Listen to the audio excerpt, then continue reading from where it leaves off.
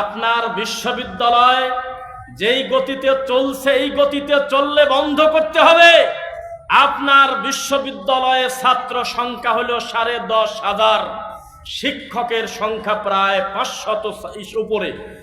এত শিক্ষক, এত ছাত্র, 10 তলা বিল্ডিং, প্রায় আপনার 50 বিঘা জায়গার উপরে বিশ্ববিদ্যালয়। আপনার সন্তানকে নাচের জন্য 2 ঘন্টা প্রতিদিন ক্লাস হয়, গান শেখানোর জন্য 1 ঘন্টা ক্লাস হয়। আপনার বাচ্চা কবিতা আবৃত্তি করবে কিভাবে, তার একটা সেকশন ভিন্ন করা আছে, কোরআনের বিদ্যা আছে, ডায়াল গবেষণা করতেছে, মাটি গবেষণা করতেছে, কিন্তু 1 ঘন্টা কোরআন শেখানোর মতো টাইম তাদের হাতে নাই।